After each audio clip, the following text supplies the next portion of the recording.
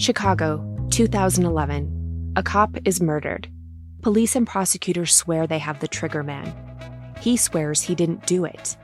How far will each side go to prove they're right? Like it's just one bombshell after another, where you're like, what? The story of a PlayStation, a brain-eating amoeba, and the relentless pursuit of justice. Off Duty, out now. Listen wherever you get your podcasts. Howdy, howdy, ho, and welcome to Fantasy Fan Fellas. I'm Hayden, producer of the Fantasy Fangirls podcast and your resident lover of all things Sanderson. And I'm Steven, your bookish internet goofball, but you can call me the Smash Daddy. And we are currently deep diving Brandon Sanderson's fantasy epic, Mistborn. But here's the catch.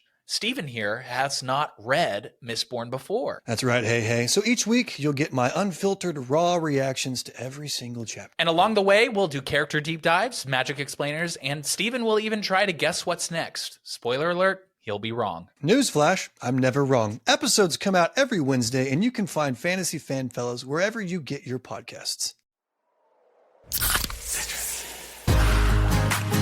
Give me a mountain with lots to do. Give me the sunshine, give me a dew. Give me something simple and true. All I need is sunshine and a cool, refreshing mountain dew. So give me my good friends, give me a dew. Grab some friends and an ice-cold Mountain Dew today. Mountain Dew.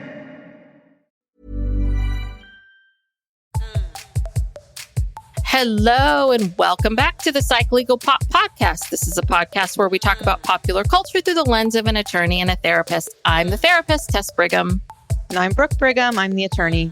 And today we have a very special guest with us. We have producer Steve. Steve, do you want to say your last name? My husband. That's good enough. Yeah, that's his husband. My husband. We don't have the same last name. Today we are talking about Baby Reindeer. Now, this has been quite a controversial show because I want to say right after it came out, Steve, you sent Brooke and I a text saying, you've got to check out the show. This is perfect for it. I want to come on and talk about it. Because I did not get back to you within a couple hours, you were antsy and upset. Yes. And then what happened? Then we talked about it and I told you Brooke was out of town. We had to go back to Brooke. And then we had other things planned. And then all of a sudden, we started getting messages, email address. You got to do Baby Reindeer. Patreon. You got to do Baby Reindeer. Instagram. You got to do Baby Reindeer. Everywhere we went. So it's here. We're doing it. We're covering Baby Reindeer. So do you feel vindicated, Steve? I finally feel heard. Thank you. I love you both. Yeah, I am a grumpy producer.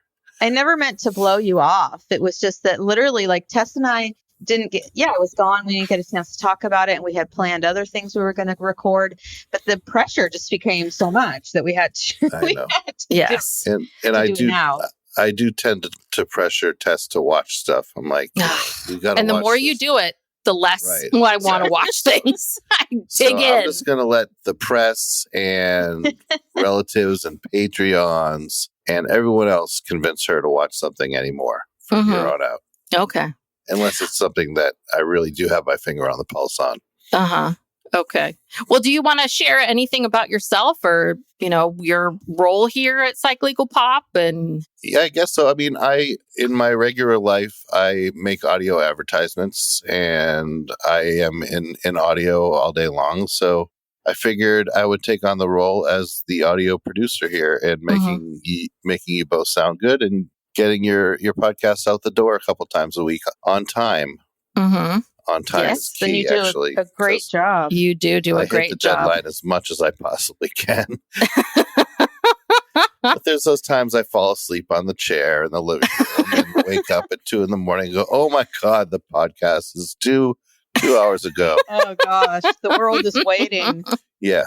So yes. No, we appreciate all of your hard work and dedication to the podcast. So thank you. We will in the future make sure to honor that by if you really want to cover something, we will make it work. Okay.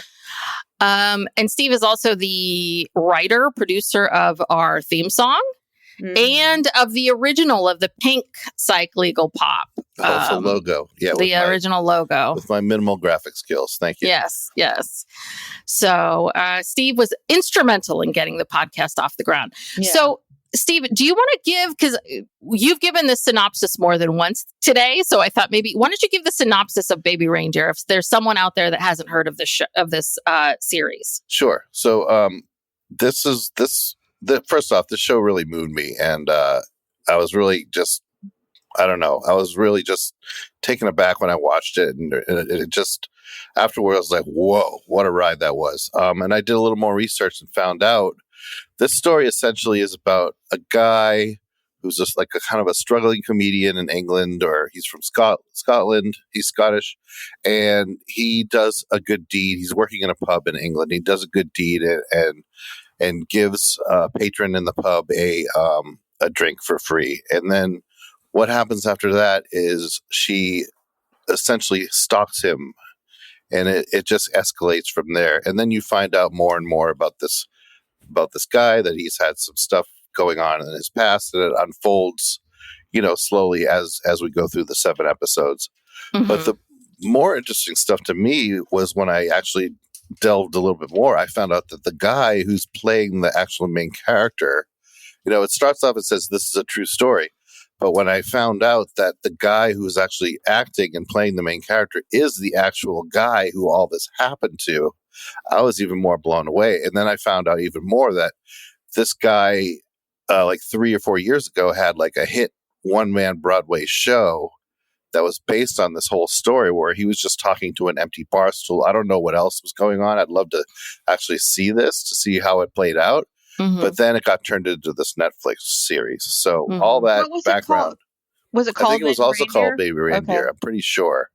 I'm not 100% sure, but I think it is. Mm-hmm. Well, high level, what was it about it that moved you? Just seeing the ups and downs and the emotional ride this was. I was just like, whoa. I even cried at one point, and I'll reveal that later on.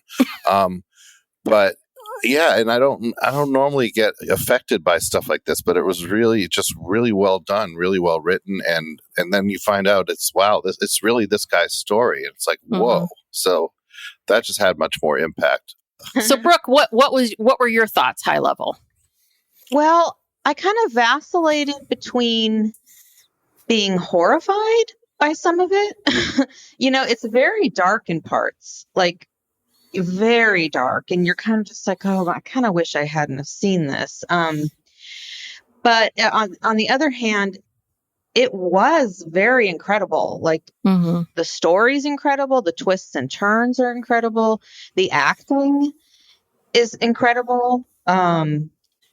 It's like, I've just never seen anything like it, and it was captivating. And I actually had to, towards the end, I started getting really, I don't know, I was on overload. I had to go back and watch the last couple episodes again, because I kind of started spacing out in the sense that I was overloaded. Yeah.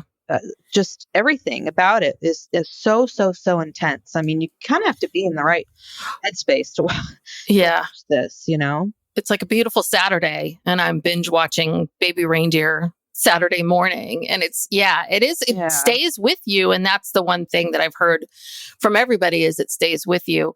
I found it very timely. I thought it was very interesting when this came out, because, with the Me Too movement and with more and more of these stories coming out, and what we're seeing with P. Diddy and someone like Cassandra, this question of how abuse and sexual abuse especially is portrayed in the media, it tends to be this very black and white situation of this is a young woman walking down the street, this is a stranger, she's attacked, and it's very simple, bad guy, good guy, right? It's very simple.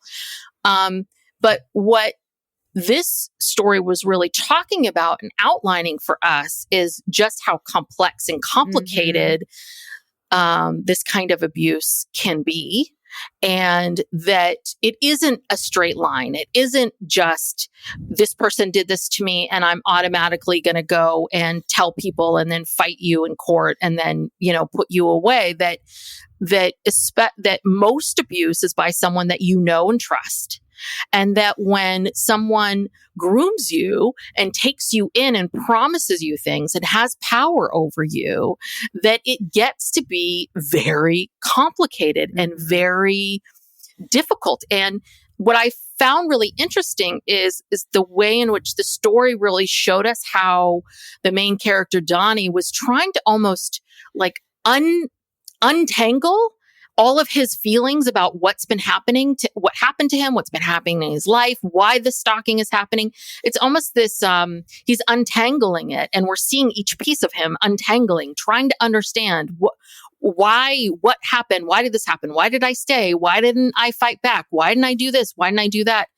And the way in which it ended, because I was asking Steve, we took a walk in between me watching the show yesterday, and I asked Steve, I said, is there a happy ending? Is there a good, positive ending? And I'm like, no, wait, don't tell me. Mm-hmm. And just seeing the ending, I was little, I went back and forth. I was like, yeah, you know what? This is kind of how things end. This is life, that there is no perfect resolution. There is no, everything fixed and done for, that it is a process. And that recovering from abuse is a process that constantly morphs and changes. And no person's looks exactly alike. Yeah, because there's a scene where, he says things throughout, but there's a scene where, he's with his stalker and she gropes him against, he does not consent to it in any way. And he's saying, he froze, and then he's saying, you hear him, he's narrating it, and he says, why did I freeze? Why didn't I stop it? And then talking about the stalking, why didn't I report it? And people were questioning him. Why? Because he didn't go to the police for like 6 months. Why didn't you report it? And it's like all these things we say to women, what were you wearing? Well, why didn't you leave? Because he's groomed and sexually assaulted, raped by this man who is, promising him a writing job, and he's giving him hardcore heavy drugs. And when he passes out, he is abusing him. I mean, it's just like all of that was just like, oh my God, this all happens on so many different, there's variations of this, from one extreme to the other, but it's all the same. Yeah. And all those questions like, why didn't I do this? And that freezing, that it's now they put it in fight, flight, or freeze. Yeah. Or fawn, sometimes I think they call it. Yeah. Where I think that's the most common response that people have.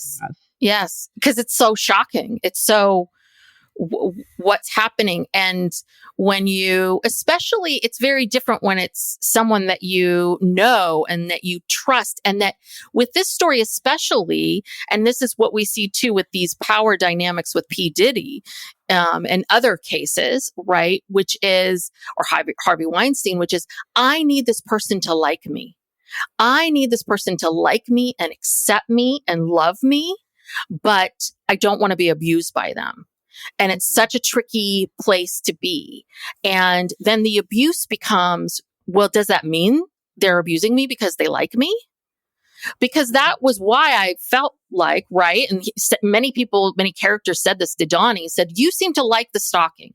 Yeah. You wouldn't let this keep going on if you didn't like it, if it wasn't giving you something in some way, shape, or form. And I think that he was so susceptible to the stalking because he was already in this place of confused messages about relationships and attention and love and all of that. Yeah. And she was very, it's like half the time she was telling him how wonderful he was. And half the time she was telling him what a, piece of shit he was. It was very up and down, but he seemed to cling on to those times when she was saying how great he was. And yeah, he was getting something out of it because she was just telling him how great he was when nobody else was. So yeah, I was thinking that he was getting this this false sense of confidence and from her, and then even more so at the end when he cataloged all her stuff. Mm-hmm. I thought that was super interesting how he cataloged all his stuff and basically made everything into an on-demand compliment machine for himself, where he can like, oh, I want her to tell me this right now. Boom. I hit that button and that's what he hears, like an on-demand thing. I found that really wild. And that was pretty intense as well. Yeah, that was intense because I was just like, oh my God, how can you listen to this person? This person who has brought you so much agony but yet he still wanted to hear her voice and hear her compliments. I mean, that was wild. There were so many things about, his reaction to her and his reaction to everything that was happening to him, which was just really wild. You're kind of like, well, I can kind of see that, but this is crazy. Like, yeah. Well, I went on Reddit and I was reading some comments, and one of the overwhelming comments that I saw was just from other people that had experienced sexual abuse in their lifetime saying, thank you for representing this. Thank you for showing this. There was one person who said, I've watched this 4 times now and it's helped me process so much and understand so much that for a lot of people, they've been able to use this as a way of trying to understand for themselves what happened, because it is, we make it seem so simple. We make it seem like, well, you say no, you run away. This was and this is what we taught kids. You say no, you run away, you hit, you fight. And then yet at the same time, how do you, you have to build relationships with people. You have to have trust. There are times that you meet someone who is a true mentor that does help you and doesn't want anything from you, right? And so that's the part that's so difficult is to this. I think that's the part of the belief of if this person abused me, then if I see this as abuse, then I have to see our entire relationship as negative or bad or abusive. So therefore it means that everything you said to me was a lie. So I think that was the part that was really hard for him, was that this person saw me, they accepted me, thought I was funny, thought I was bright, thought I was talented, wanted to see me achieve fame. And so if I believe that this was abuse, if I believe it, then none of this other stuff is real. It's very complicated. Yeah, that means I was never good enough to be a writer. Yes. That was all a lie. Yeah, what did you think of the Terry character? I liked Terry. I think it was very therapist-y, the way in which she approached everything. I thought at first we don't quite understand. They don't explain to us like, oh, you're going to a trans dating site. And so it obviously, once you learn more about the story, you're sort of understanding it a bit more. I thought Terry was a great character. And I think that she really showed him what true acceptance looked like, because what Terry did in her life is say, everyone's, this is who I am. You need to accept me for who I am. I love myself no matter what anyone else thinks of me or what thinks of what my choices or who I am or any of that. I stand firm in that. And I think that seemed very appealing to him. Like Terry had something that Donnie wanted. But Donnie almost resented her for it at times and was angry at her at times for feeling that way and feeling almost like, well, why do you feel this way? You shouldn't feel this way. Right. But Terry keeps coming back going, I don't care what you think. I feel this way. And how dare you make me feel less than? Yeah. There were a couple times I couldn't understand why Terry stuck around for so long. Cause I thought like after Martha beat her up in that bar, I'd be like, I'm out of here. I'm out of this relationship, and then he went through this funk, and she just stuck around. I was just thinking, oh, they really need this character there to, I think, make the point that you just made. I don't think it was realistic that she would have put up with all of that. I don't know. I mean, I think the fact that she's a therapist and we tend to be really empathetic, we tend to keep like, okay, maybe he wants to change. I mean, there's a lot of therapists out there that really, kind of stick around people they shouldn't be sticking around because they want people to change, because they believe in change. And I could see how maybe she a little bit of a rescuer self maybe went in there and felt like she needed to rescue him. I don't know. The first girlfriend stuck around and the mother stuck around. I mean, a lot of people stuck around. So my guess would be is he, these people cared about him. Mm-hmm. They really did. And they didn't know what was going on and they wanted to see him in a better headspace. But, Steve, what was your thoughts on Terry? Yeah, I liked her and her story, and I actually found myself rooting for their relationship through the whole thing.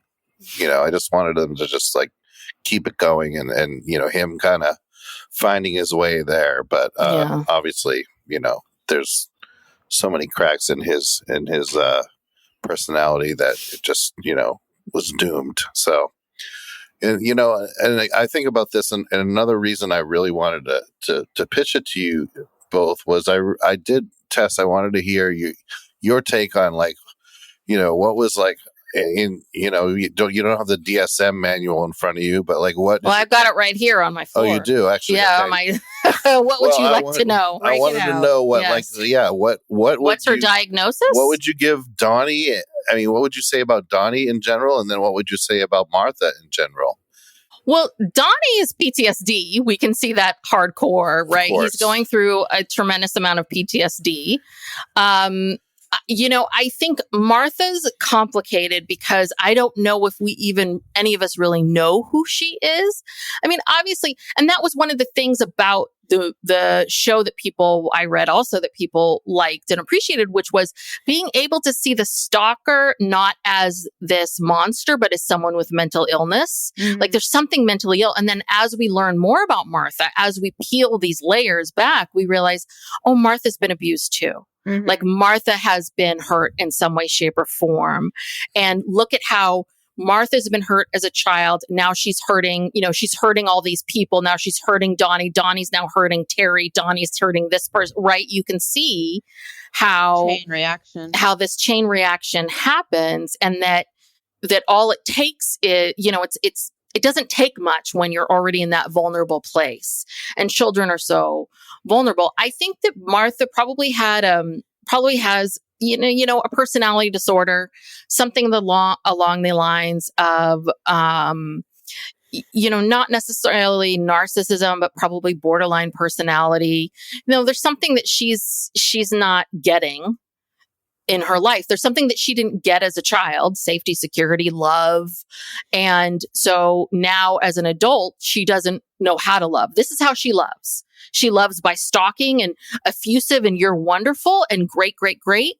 And then if you don't love me back, if you don't give me that back, then you're awful, awful, awful. Oh, you give me a little attention, I love you again. Oh no, you gave me, no, right? And you can see how that happens. Well, and that feels very borderline to me. Yeah, she made a comment to him like in the first episode, I think, where she says, somebody hurt you. It was a man, mm-hmm. wasn't it? Mm-hmm. And it was like, whoa. And then at the end, when she's describing why she calls him Baby Reindeer, she talks about this stuffed baby reindeer toy or something that she had as a child. And she says that was the only good part of my childhood. Mm-hmm. So she's probably a person who suffered tremendous abuse and recognize, that in another person. And she thinks she's helping him. Mm-hmm. She thinks that she's giving him, by loving him so intensely, she thinks she's helping him. And I think she also feels like she's helping him when she yells at him. Mm-hmm. Because if you grow up in an abusive household, that's what love looks like. It looks like abuse. It looks like back and forth and hot and cold. And and that's where she is today, And the thing is that the character was an attorney, and it looked like she did actually graduate from law school, right? We see the diplomas on her wall.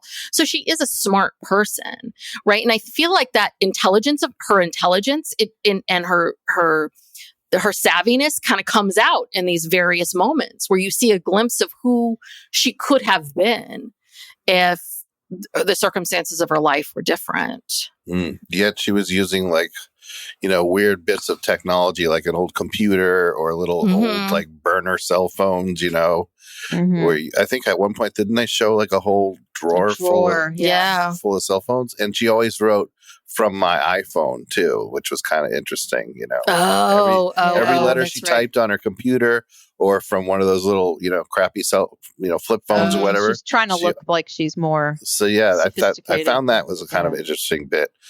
But again, back to the pitch to you guys, Brooke, I was also just kind of frustrated by the whole law piece, how he just couldn't get any traction there. It took a long time for him to get any traction, and also him, again, it's hard and the way he was groomed and everything, but in a way he was reporting.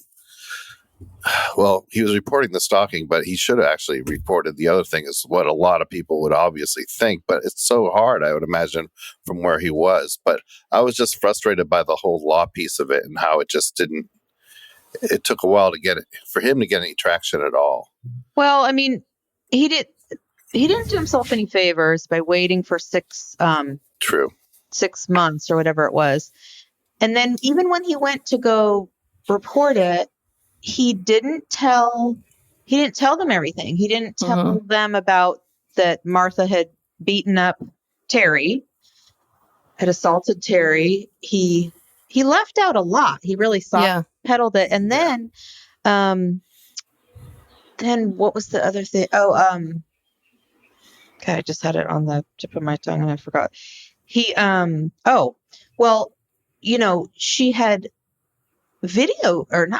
audio. Yes. Recorded every conversation they ever had. Mm-hmm. And so when that came out, because when, he makes the report, someone contacts her, she gives them these recordings that have, anything exculpatory for her on there. And so then that hurts his credibility. Yeah. Oh, and then I know what I was going to say. The guy that he was kind of the kind of goofy cop, that he kept talking to. He said something along the lines of, well, it's not really threatening if it's a woman doing it, because when a woman makes a threat, it's not really a physical threat. If a man makes a threat to a woman, that means it's a physical threat.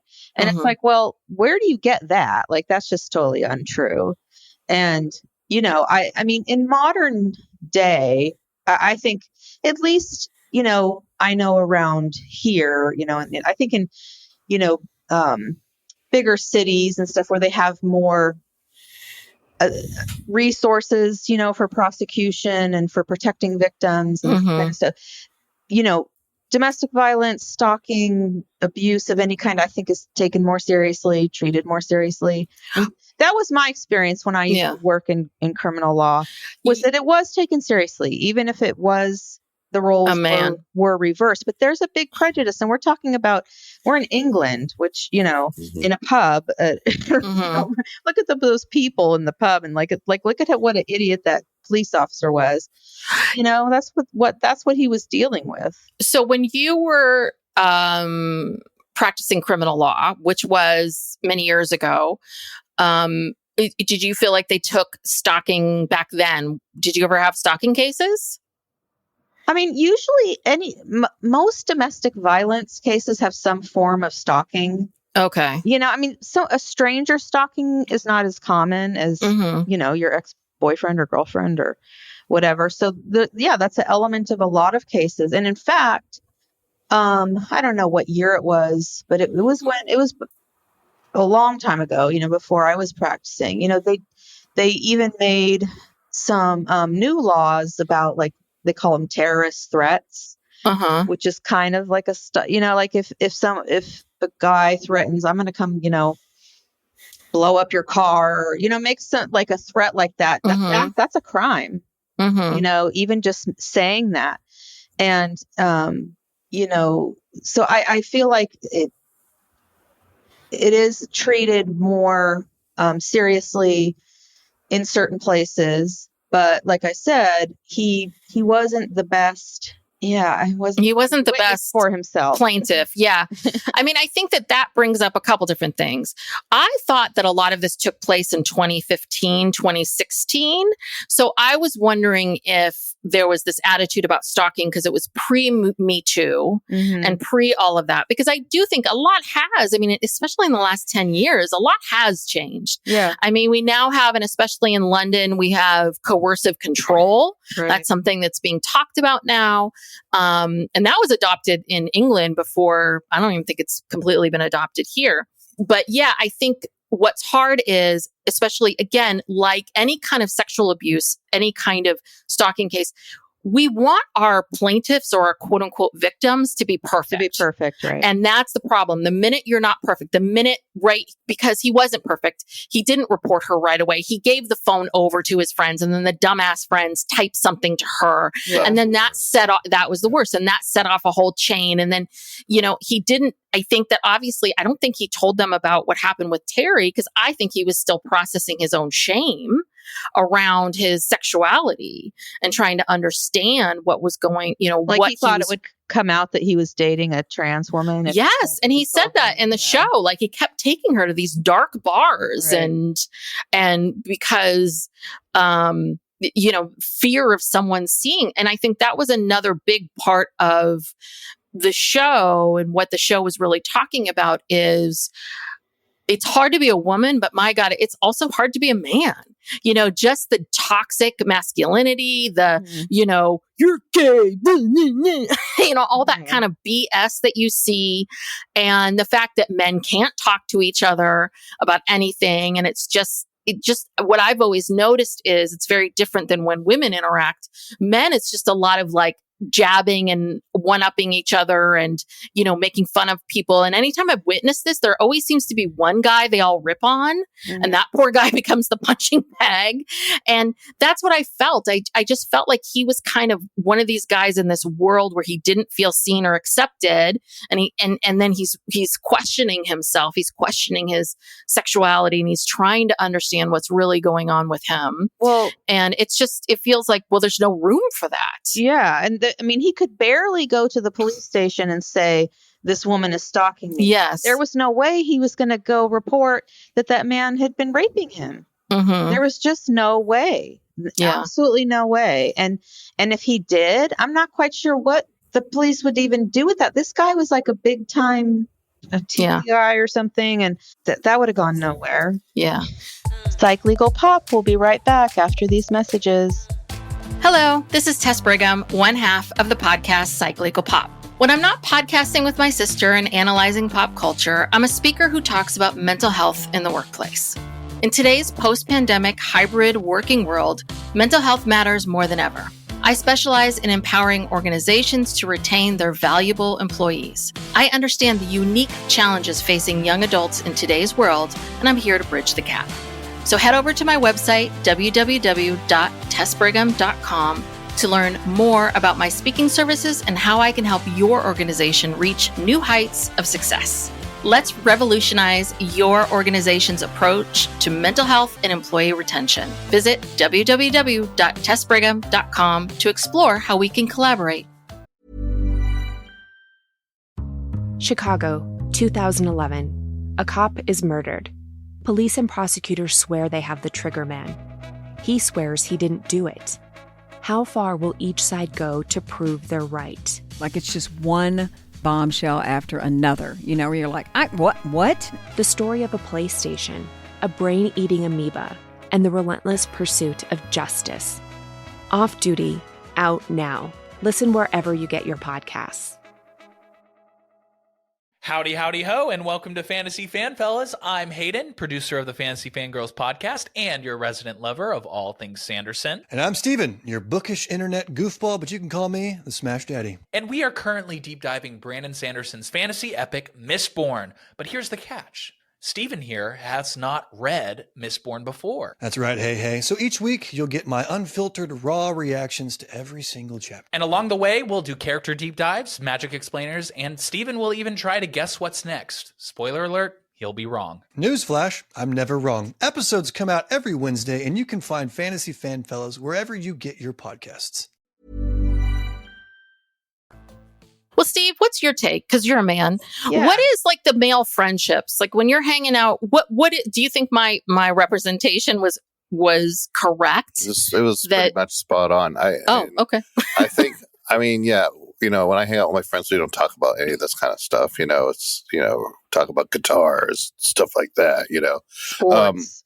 Yeah, guitars, sports. Do you guys talk about girls or women or your wives? Do you talk about your wives? Yeah. Oh, yeah. All the time. But like in what way? What way? I'm just not feeling very close to my wife right now. No, there's none of that. I got to do the dishes all the time. No, it's, I don't know. But what is it? I'm very curious. Like, Mother's Day's around the corner. Hey, you guys, I think this came up at band practice yesterday. Mm. What are y'all going to do? What are y'all going to do for your wife? That kind of thing. That happened a little bit. Mm-hmm. Okay. But I had a point when you were talking about the male and the thing was, I also thought about that part of the show where they first showed his dad and how he was getting harassed by her on the phone. He was just like this. You felt like the initial facade that came up was the dad was just like, this MFer, you're just getting all pissed off and angry. And then later on you find out and he kind of reveals that, son, it's okay. Yeah.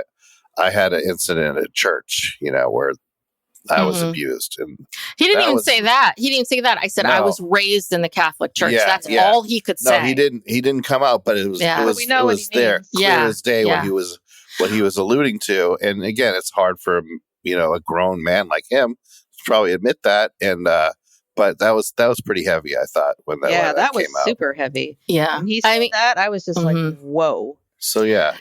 And this is all a true story, so I don't know if that's a true part of Richard Gadd's original story. But what hit me was that, I was looking at some stats. It's something like one out of 1 of 6 women will be raped or attempted or assaulted in some way, shape, or form. Doesn't mean it act to completion, but attacked, right? And apparently the stats are something like 1 in 33 men. Both of those seem very low. Yeah. And I think that's the problem is that we don't, we don't talk about, it's not reported. We don't talk about it. We don't respect it. And I remember seeing something a while ago about the way in which we treat rape in prison. About the fact that it was like, they're a bunch of criminals and, this person deserves this thing happening to them. And, it's almost like it's okay. We cannot make fun of sexual assault except in these certain ways. And I think that that's for men. They don't feel like their sexual assaults are taken seriously or are seen in the same way or understood because punished in the same or punished or because there is so much of this whole thing was about shame. Just he already felt shameful and he just really felt so much shame and how hard it is to talk about these things. And it's hard enough for women, but can you imagine being a man and where you're looking around going, where am I going to get support? Because women, there is support for women. There isn't as much support, or there needs to be more support for men. And it's not just about physically overpowering someone. It's drug someone and you can do anything to them. Yeah, I think I've heard statistics that are more like 1 in 3 women and 1 in 6 men. That somehow sticks in my mind. And in male sexual assault, I feel like someday it's going to come out that it's pretty much equal. People are equal opportunity abusers. Yes, I don't think they really care. And anyway, yeah. But there are a lot more books written, right? There's a lot more of the women's stories are told, the women's and the men's stories aren't told. Yeah. And that's what shameful. Yeah. And that's what I give Richard Gadd so much. For him, he really put himself out there. Yeah. Really, every blood, sweat, and tears. And I give him a tremendous amount of props for doing that. What he did was very, very brave. Very brave. Absolutely. I wanted to ask you about that because, as a therapist, you're probably screaming like, "This guy needs to go to therapy," through the whole thing. But then, I also wanted to talk about that rant he did on stage where he just broke down and just let it all go on stage. It becomes like a YouTube viral thing, but all of a sudden then it kind of opens the doors for a little bit of fame and sensation for him. But did you feel like that rant was in a way therapy, and the whole show and him doing this Broadway thing and writing this and acting it out and being the lead actor and everything? Do you feel like this is in his way of doing therapy? Do you think that it's effective, or for him? I mean, I'm just curious. Yeah. I mean, I think all that. Yeah. Listen, and I don't think that therapy is a fit for everyone all the time. And that's why there's lots of different kinds of therapy out there, and why it's important that people explore the different kinds of therapy. There's therapy that does very little talking, and it's a lot of moving your body. And, there's things like EMDR, which is talking, but a lot of it's about, eye movement and addressing your trauma. I mean, there's so much out there. People who go on these ayahuasca retreats, people who take ketamine, right? There's a lot of choices out there. And I think that if you talk to somebody, especially someone at the end of their life and who's had various things happen to them and of like, how have they healed? And I think they will tell you that they've healed in many different ways. You heal from different things in a different way. And the most important piece of it is you have to get it out in some way, shape, or form. It has to come out. We saw that. And it has to be processed and understood. There has to be some level of love and forgiveness for self. And there has to, those are sort of the key elements. And it's the because shame lives in dark places. He was so shameful until he said it out loud. And then he said it out loud. The scariest thing was for people to know. And then suddenly everybody knew. And it was like, oh, I don't feel scared anymore. I felt light. I felt at peace. I feel like I can finally breathe, because this horrible thing that I thought would kill me, would do me in if the world knew about it, it's out and I'm here. And I think that's also big too, which is just knowing like, oh, this isn't going to kill me. I will survive this, and I can say it out loud, and I will be loved and accepted. And it will help other people. It's an act of service that, he's helping other people by doing this. And yes. So if I learned he hadn't gone to therapy at all, I would be shocked. I would be surprised, but I would also understand that maybe this is how he's processing it. Right. And also very quickly, what I think is so fascinating is how this is what gave him fame. Right. Like just how we work so hard, and we work hard trying to push this, be successful and climb up the corporate ladder, or like, I got to make this podcast number one. And really the best thing that you can do for yourself is just like let go a little bit and create what you want to create and put out and do the things that you want to do, and trust that people will come to it because it's honest, it's real. And I think that was what we saw with his comedy, was like the suit and the whole thing. Like it wasn't real. It was a shtick. It was because he didn't want to be himself. He didn't want to be him. So he couldn't be him on stage. Yeah. I couldn't believe that. that was his act. Was his act really that bad, or did he exaggerate it for the show? Because my God, did he really think that any of that was funny? There's a couple clips of him doing stand up on YouTube, and I just dropped the needle on a few of them, and it wasn't as these are probably later after all this stuff happened, but it wasn't as he wasn't wearing the suit, he wasn't using props. It was a couple other things. He's also done another longer length show, I think that was comedy related, that was somewhat successful, I'm pretty sure. But that scene was probably my favorite in the whole show. His rant, that when he sat down and just let it. And when he just lost it. Yeah, I just loved that. Yeah. Well, I also thought it was interesting too when Martha came to see his comedy and he was kind of bombing, and then she started the laughter and the banter back and forth, because they did have a bit of a chemistry. Right? Like, and I think it was almost like that imprinted on him. Like Martha made me funny. Martha got me acceptance. The only time he got laughs. Yeah. Martha got me laughs. Yeah. Martha created this for me. And I think that's what is so confusing is he hated Martha, but he also loved Martha and needed Martha.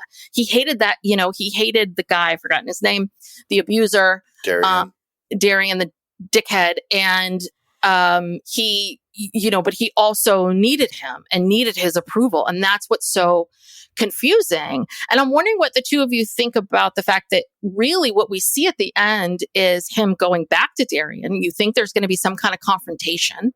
And it's almost kind of like, hey, haven't seen you in a while, like catching up. And then Darian offers him that writing job. And he's like, great, sounds good. And I was like, okay. And I think I like the fact that that's how they ended it in a way, because it was like, yeah, that's how people stay on these shows. That's how writers end up staying on a show. That's how actors end up staying on a show, which is how, this horrible person is also giving you this thing that you want. How do you let that go? Yeah. Cause did he go there, do you think, to confront him about this? I don't know. And I don't know. He could sense, and then Darian could maybe sense that. And so to head that off, he's like, hey, why don't you come back and, work on this with me? Yeah. When he went there, all parts of me were just rooting for Donnie to just punch him and break his nose and just bloody nose. I was just hoping he'd just like confront him that way and just be like, all the stuff you did to me, but it didn't go that way, obviously. Mm-hmm. Yeah, that was weird. It was kind of an unsatisfying ending. Well, and I think that's what I read this interview that Richard Gadd had, which was this idea of that he wanted the character. He didn't want people to like Donnie. Do you know what I mean? It wasn't like people needed to understand Donnie and try to relate to Donnie, but we didn't always like everything that Donnie did. Mm-hmm. And we didn't always understand everything. And that's what he's talking about. And, it started umpteen years ago with The Sopranos, right? The anti-hero. You love Tony Soprano, but you also fear him. And you don't like what he does, but you also kind of like him, right? And so that it's complicated that there are no perfect victims. There are no perfect stalkers. Like, people are not just all one thing, that we're complicated, and that we all have a little bit of evil and, meanness and evilness and this ability to do things and to be destructive and be mean to people, the way in which he treated Terry, right? Like just how horrible he was to her, and she didn't deserve any of that. And yet we still do. People do that. Even good people will do that. Yeah. So. Yeah. And then it was only after all of that, the only reason that she went back to prison was because she threatened Donnie's parents. Mm-hmm. Yeah. They were just not interested in using him as a witness against her. Yeah. That was just ruined by all those recordings. And how did she record all that stuff? Where was she? God, she was smart. Like, I don't know. Yeah, I mean, I got the sense that she probably was very, very, very smart person and had a career, seemed like to be doing well, and then something went awry. That's the other part of it too, is I would love to hear Martha's backstory of how did we get here? It wasn't her first stalking rodeo either. No. She's probably, gotten better at all the technology given to herself, even though she had those crappy cell phones. I don't know. Yeah. Yeah. Yeah. And then he followed her home one night, right? Because he was curious. He was like, I don't understand who this person is. And I think a lot of people do that with stalkers, is they try to understand the stalker, and they try to understand what's happening here between them, as opposed to going to the police. Yeah, he did that several times, where he tried to fix it himself. Yes. Like there was one part where he told her that he was breaking up with her, even though they weren't a couple, but he said it will be easier for her to accept this if I just say, you know, yeah, we're a couple, but I have to break up with you. And then she'll go away. Well, of course that didn't work. I mean, he did that several times where he tried to play these tricks on her. What do you think that Martha meant by, I thought that was interesting, where she talked about, I wish I could unzip you and crawl inside of you. She said that to Donnie when she was, you know, I want to, and it's not, because some stalkers want to be the person they're stalking, right?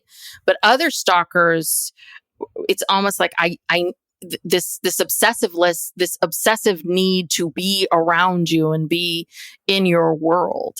And I just thought that was kind of, I'd never heard that before, this idea of unzipping. You're like, what is it you're looking for? You're just looking for safety, security. I think she just be loved, accepted. She just wants to be that's how close she wants to be to him.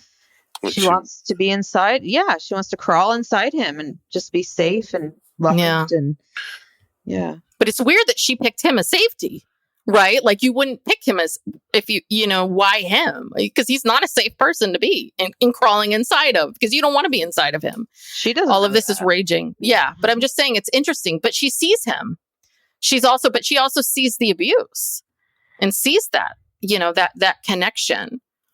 Martha had, I thought, some really great lines. You have to look them up now, but she had one about how some people stay stuck by running away and other people stay stuck by staying in the exact same place. I thought that was really astute. I was like, yeah. She was talking about his job at the pub or well, all of it. Yeah. The fact that he was very much in this stuck place, you know, living with his girlfriend's mother. Yeah. It cut deeper than the pub job, I think. Yeah. Yeah, exactly. But that's all, I mean, she could see all of that inside of her, inside of him, I should say. Anything else? Well, I'll admit the place where I cried, and I don't know why, but maybe you can tell me why. Okay. It was the scene where it was all after the rant, everything, you know, and he's in that room where he's got all this stuff on the wall. It looks like a scene from The Wire, you know, with the detectives, you know, connecting all the dots. He's got all the stuff, pictures, lines, you know, the whole detective wall. Yeah. And his old girlfriend, his original girlfriend from the beginning, comes back to him and just comforts him and gives him a hug. And I don't know why that just got me. That's where it happened. I don't know why. Maybe you know why. I don't know. Well, you know, there was more than one. Yeah, it seemed like every woman who came in or was part of his life or came into his life just really kind of looked at him for kind of the mess that he was and just tried to love him anyway. I mean, like the fact that he lived with his ex-girlfriend's mom and she was so sweet to him. And then even after she said that you need to leave, she said, well, now you need to come back, you know, like, yeah, there was something about him, like all these women, every woman in his life was just like trying so hard to comfort him. I think you cried, Steve, because I think that she was showing him, right? I think it's almost what happens when we watch a show and we become that character of, and it's so intense. The show is, I mean, there was a time when I was watching, especially episode 4, where I was like, I don't think I'm breathing. Like I need to take a deep breath because you're holding your breath, you know, captivated. And I think for you, it probably was like a release, like you've been building this up, all these feelings. And then this woman comes along and hugs him. And it feels a little bit like, oh, I'm being taken care of. I can finally relax. You know, someone's here to help me get through this. Right. It's like how dare I use the word rom-com here, but it's like that rom-com moment where, you know, they have all this crazy stuff and then they get back together, you know. Yeah. And that's like the stalking relationship was almost rom-com at points. Yeah. You know? Yeah. And I've heard this talked about before I even watched it. People call it a black comedy or a dark comedy or something like that.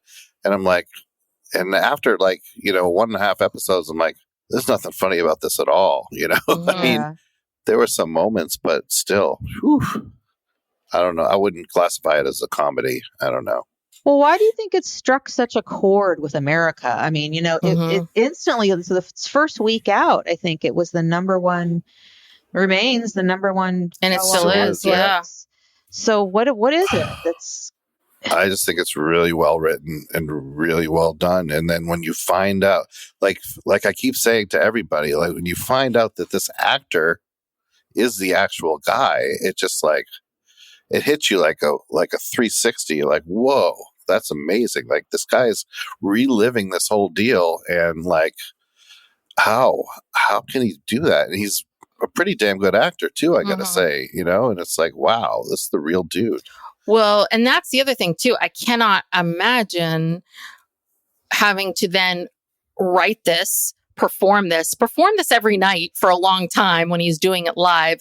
Then you get a deal at Netflix and now you have to write it again, perform it, over and over and over again, cast it, do it, and then relive all of these things again.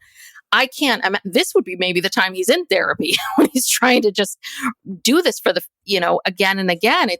That's a lot. That's a lot to put yourself through. But don't you think by this point he's through it? If he, I think he's through some of it, but I think it's still really hard. If he was doing it, 8 shows a week on Broadway for 3 years or whatever it was, I think by the end of that, you would have. Yeah. I don't think he was ever on Broadway. I don't think he was. You keep saying Broadway show. It was in Scotland, Edinburgh. They're Edinburgh Fair. Edinburgh. Or England. I don't know where it was, but the equivalent. Scotland. Okay. Yeah. So, maybe. I don't know. I would be very curious to ask him, how does it feel to have to perform this over and over again? I don't know. I think some things feel fresh. Aren't there certain things in your life where if someone brings it up, it feels like so fresh and like it happened yesterday? It still stings. It still hurts. Yeah, but probably because I haven't worked through it. I feel like he's really worked through this. I don't know. I have no idea. I don't know him. I don't know where his head's at. But here, look at this. Look at what's happened. This whole thing was about love and attention and being seen and heard. And this is how he becomes famous. Mm-hmm. Right. And now he's getting all these things that he wants. He's getting the love, the admiration, the love, the fame, the acceptance. I'm very curious. I guess he's been on a bunch of podcasts. I have to listen to some of them. I have to listen to some of the podcasts he's been on because I would be very curious to hear sort of how does he feel today and how does he look back on all of this and what's this been like for him that this becomes the thing that takes off. Yeah, I watched it was a Scottish television, recently after this came out, and he was on there with the woman who played Martha, which is so weird to see her in real life because in real life she looks not a stalker. She looks completely different. You know what I mean? She's just so different. It was weird. But anyway, yeah, I mean, he's out there talking about it. There's lots of video. So as your grumpy producer, I'm going to reach out to him, see if we can get an interview with him. Okay. Reach out, see what happens. See if I can if I can nail it down. Yeah. All right. That's what I'm going to try. It's, you don't know until you try, right? Yeah. You fought to get us on board and now you're fighting to. Yes. Because it would be fascinating. Oh yeah. I have a million questions. A million. Yeah. Wow. Well, Brooke, are you happy that Steve / the world, our listeners and everybody forced us to watch the show and talk about it? Yes, I am. I was skeptical at first because I just thought, well, I don't know if our listeners are going to like this, but turns out everyone's obsessed with this. It's everywhere. Everyone's talking about it. I believe, Steve, when you sent it, I believe that the show was good. It had nothing to do with that. I think it's about, right, Brooke and I, we have to agree on things, we pick things, we decide on things, and then it's hard to then change it, right? Sure. To then come in and say, well, do something different. And you're like, wait a second, we've already planned all these things over here, or we've already watched the thing, or whatever it is. So it was more of a, when are we going to have time? Well, Yeah, you also said we also don't do 7 shows a week. So Right. if we did a ton of shows, no, it's not that. I know you get on us about the fact that this podcast was originally supposed to be once a week for like a half hour to 45 minutes an episode. That's what the original piece was. And now I get it. You've got 2 shows a week. God knows how long they are. You've got bonuses. You've got all of our Patreon stuff. I know it's a lot more than what we originally, but it's even less than a lot of people, what a lot of podcasts produce. Yeah, well, what this grumpy producer says, it's a labor of love. So, yes, what were we talking about before? About well, I was telling you about the choice about the choice of it. And also, it is dark. It is hard. It is hard to watch. And there was that part of it too. Is there's a lot of things out there that are amazing and wonderful, but you're just like, God, I don't know if I can handle this. And that was my other concern as well. Yeah. I remember it was well, you all first said to me, I don't know, it's a scripted show, and that's what it was. Yeah, we usually do well with that, and I was like, no, it's true, it really happened, it really happened. So, well, I'm glad we got here. So thank you. Yeah, well, thanks for indulging me the suggestion and having me as a guest. And I'll still try and find a good music documentary that I can hop on with y'all. Well, yeah, Bon Jovi just came out with a new documentary. I'm going to watch that. It's on Hulu. We can. Okay. Yeah, no, not big. I don't know. You don't know? I'm not a huge Bon Jovi fan, but I may watch it. We'll see. Okay. Well, I'm sure it's like, a lot of nostalgia from, the 80s hair days and, hair. Thanks. I had hair once. When all the guys had long hair. Yeah. Yeah. All right. Well, let's wrap it up. Yeah. Anything you want to plug or talk about, Steve, on your way out? No. The door? Okay. Thank you. Well, thank you so much for tuning in. As we have a Patreon now. So if you're interested in hearing more from us, you can go to psychlegalpop.com/Patreon. We have one tier. It's an $8 tier, and we do a bonus weekly episode. And I have to say, I highly recommend jumping in because our bonus this week is going to be good. We also do one special true crime for our Patreon listeners and an Ask Us Anything, asking us legal questions and mental health questions and all that good stuff. Another way to support us is by giving us a 5-star rating and review. Those reviews really do help us. They help us tremendously with the ratings, with getting more listeners, all that good stuff. And finally, please subscribe to the podcast. Make sure you are subscribed so you get every episode up to date. And follow us on Psych Legal Pop at TikTok and Instagram and Facebook. We do have a Facebook page. We're going to get more involved there. So I think that's it. Is that it? I think so. All right. All right. Thanks for having me. Thanks. Thank you. Anytime. See you again soon. Bye. Bye.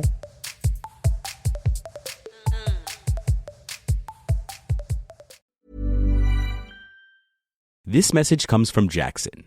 Taxes aren't something you can only think about once a year. With investments, planning for tax day is year-round. Fortunately, Jackson offers tax-efficient products. Visit jackson.com for more information on how our products can make your tax bill a little bit less painful. Jackson is short for Jackson Financial Incorporated, Jackson National Life Insurance Company, Lansing, Michigan, and Jackson National Life Insurance Company of New York, Purchase, New York.